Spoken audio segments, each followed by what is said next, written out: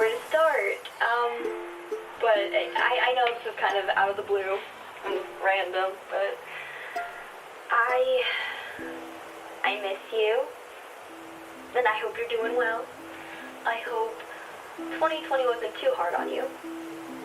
It was definitely the hardest year I've ever lived, but also I can't complain because I know that so many other people had it a lot harder. And besides, with every lesson that came about, there was always something to take away, something beneficial to my growth and evolution as a human being. So, yeah. But anyways, let me tell you what I learned in 2020.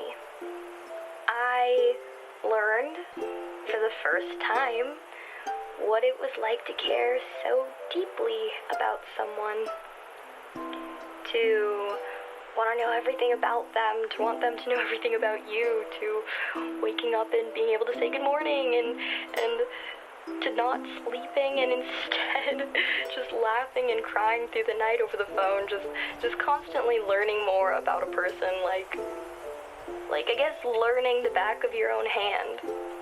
I don't know, it was random, I'm not gonna lie. How our paths came to cross, I don't even know, but it was without a doubt serendipitous in every sense of the word. There was something about it that was just so oddly amazing, but also bad. Not good. Yeah, not good. The circumstances surrounding our friendship, I'll just call it, were not good. I won't go too deep into that though, because, in the end, it wasn't meant to be, and I knew that.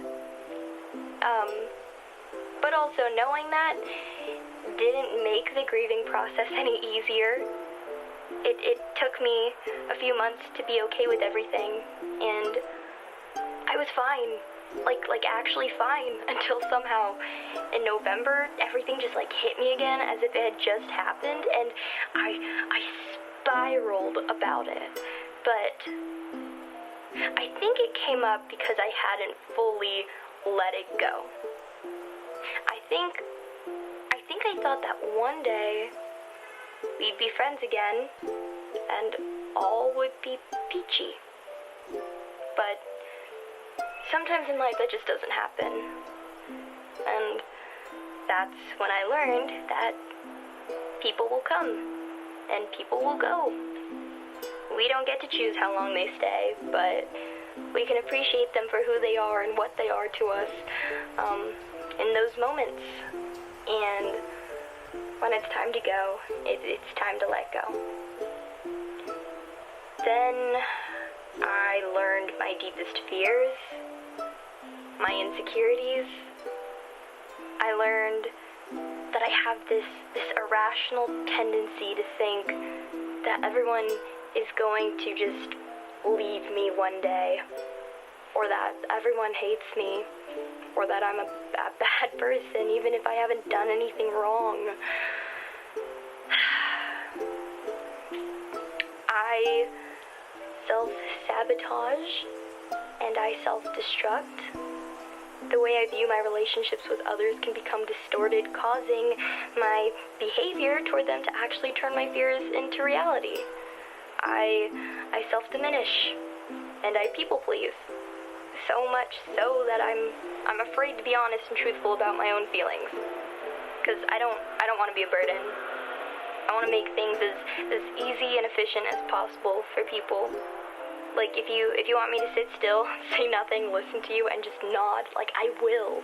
And not to say that I was ever being disingenuous, but I thought my role here on this planet was to prioritize others before myself, make others feel loved, listened to, and appreciated.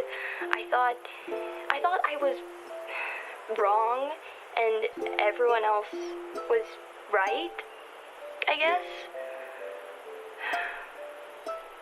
I don't know. And it would cause me to slip up sometimes and show my true hurt to people.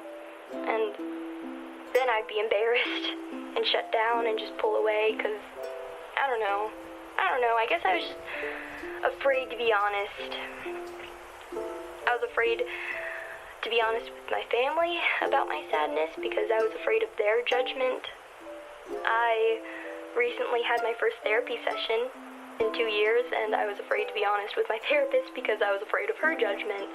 And above all, I think I'm afraid to be honest with myself because my own judgment hurts me the most. And that's when I learned I had depression and anxiety. I feel bad all the time. More so, like, how I feel about myself, you know, and, I don't know why I'm sad. I don't know. I feel insane. Like, I just want to be, like, really happy. Not feel bad about things for once. And for a while, I could hide it really well. I mean, I could be in a room and feel like the walls were caving in on me and nobody would notice anything was wrong because I got so used to presenting, as my therapist calls it. I knew how to hide my pain so well that it would actually become non-existent if I had to talk about it. Like, my mind would forget why or when or how or what I was upset about as a coping mechanism not to share with others my truth. But then, when I'm alone by myself, it all just comes running back to me, and I feel like I'm, for lack of better words, dying, which can be really, really, really scary. Really scary. But the thing is, through coming to terms with my depression and anxiety and acknowledging that there are things that I need to work through, I learned that I need to know myself more outside of social media, work, friends, and family. And already in 2021, I have started to do that. I'm learning who my inspirations are, what my wants and needs are, and that I don't owe anyone anything. I'm learning that I value my time and my energy, and those things are finite. And the reality is, not everyone deserves that time and energy. Which is why I unfollowed and muted a lot of people on Instagram recently. Ha ha ha ha ha. Let's just move on from here. I don't know. I feel like for the first time in my life, I'm actually owning my existence and doing what I need to do and want to do for myself.